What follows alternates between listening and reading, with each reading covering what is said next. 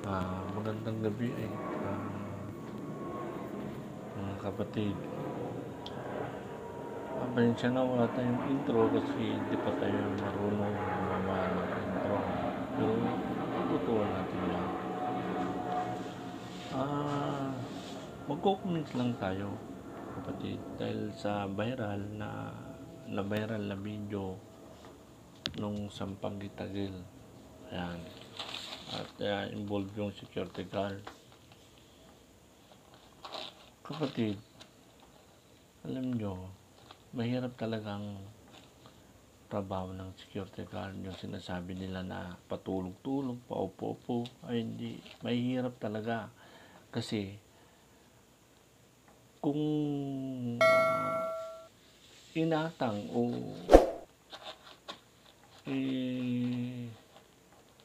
inassign ka sa isang establishmento, kung ano't ano man mangyari yan, ay responsibility mo na yan, lahat na mangyari yan, lalo kung nag-iisa ka.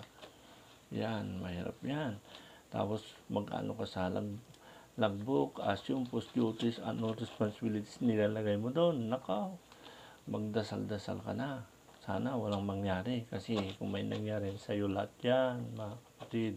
Yan ang mahirap sa gwardiya. Akala nyo ganun lang, paupo-upo. Patayo-tayo, kung ano sinasabi ninyo, papalaki ng tiyan, ay napakahirap. Gumagana yan, yung sinasabi nilang sense na kung yung mata, ilong, yan, yung pang-amoy, pandinig, yan. Yun yung mga kalasag ng mga gwardiya yan. Napakahirap. Napakahirap ang gwardiya. Baka sabihin nyo, madali lang, mahirap. Ito tayo nga. Ito yung sinasabi ko ng viral na video. Yung Sampagi Tagil, mga kapatid. Alam nyo kapatid, tama naman yung ginawa ng gwardiya na pinapaalis niya yung Sampagi Tagil. Dahil yun ang instruction sa kanya, sa kanyang trabaho. Kaya nandun siya. Kaya kinuha siya doon para pangalagaan niya yung kanyang nasasakupan. Ibig sabihin, EOR. Yan. Titignan niya yan. Dahil yan ang instruction sa kanya. Kaya yun ang ginawa niya. Ngayon, ang pagkakamali lang niya ay yun. Siguro sa inis niya. Pero dapat hindi ka maiinis dyan kasi itinuturo dyan sa training center dyan na maximum tolerance yan. Murahin ka.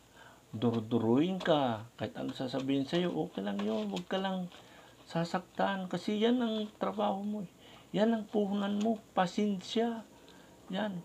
Huwag ka lang sasaktan. Yan. Ito, kinuha niya yung sampagita. Yung sampagita, sinira niya. Yun ang mali. Tapos tinadyakan pa niya. Yun ang mali. Nawala yung tinuturo ng training center na maximum tolerance. Yun ang pagkakamali. Pero mga kapatid, yung pinapalis niya nung Sampagi Tagil sa pwesto niya ay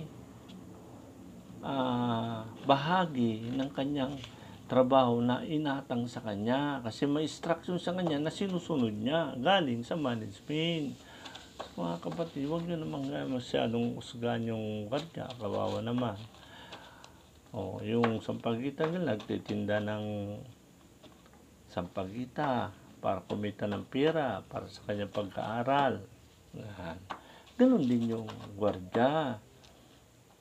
Nag-duty siya doon para kumita rin ng pera para sa pamilya niya. Kaya ginagawa niya yung instruction sa kanya para hindi siya matanggal doon. Kasi kung pabayaan siya ron, ayun na yan. Kung okay na pa, hayaan niya yun. Kung pinababayaan niyan, bawal pala yun. Yun ang mali. Baka matanggal siya naman sa trabaho, di kawawa naman siya. Kaya tingnan naman natin yung sa side. Huwag lang tayo one-sided lang. Kawawa naman yung gwardiya kasi ginagawa lang naman yun sa sa kanyang trabaho. Kasi ayaw niya matanggal dahil mayroon siyang binubuhay. 'Di ba? Ang pamilya siya. Sabihin natin binata siya. Kailangan din ng pera. 'Di ba? Kung natanggal siya. Tapos sasabihin niya na hindi siya pwedeng makapasok. Mare-revoke yung lisensya na, halimbawa. Kasi yan, mga kapatid, under supervisory yan ng PNP yan. Dati kasi, SATSD ang may hawak yan eh. Nung nag-duty pa ako, yung SATSD, yung Security Agency Guard Supervision Division. Ngayon ata, ang nakahawak sa kanila yung PNP Susya, yung Supervisory Officer for Security and Investigation Agency. Ito ngayon nakahawak sa kanya. So, nag-iingat din siya. Di ba? Yun ang profession niya eh. So, nag-iingat siya. So, mga kapatid, tingnan niyo naman siya, kawawa naman. Nagtatrabaho siya ng malinis. Kung mawala siya ng trabaho, baka mamaya hindi natin alam, makaisip ng hindi maganda, yung sinasabi natin easy money, di problema pa ng mga PNP, sa dami ng problema ng PNP natin ngayon, madadagdag pa siya. Hindi natin alam yung utak ng tao, mga kapatid. So, huwag nyo masyadong usagan yung security. Alam nyo lang, ang trabaho ng security, napakahirap talaga. Napakahirap. Kung yung sasabihin na nakaupo lang, yan, nagpapalaki ng tiyan, yan, hindi, gumagana yan. Ulitin ko na naman, pag lalo kung single post ka, at may nangyari dyan, nako, ikaw ang sisisihin lahat. Kung malaki-laki, baka makulong ka pa sa mga dyan. So, huwag yung dyan, security. Napakahirap na profession yan, mga kapatid. Yun lang, mga kapatid. Salamat sa panunood. Nag-comments lang kayo. Kasi kanina, doon sa pilaan namin ng tricycle, yung mga kasama ko, nakita ko na may pinagkakagulo niyan kung ano-anong sinasabi. Ngayon, ako naman si Marites, tumingin. Pinapanood nila yung sa Pagitagal na nag-viral doon sa Mega Mall ba yun? Ayun. Tapos naririnig ko, nabubulol tuloy ako. Naririnig ko nang sinasabi nila na mawalang galang nga, sasabihin nila na ganito yung gordya, ganito, ganyan. Hindi nila alam. Kasi wala salang experience ako. Eksperyensado ko lahat yan.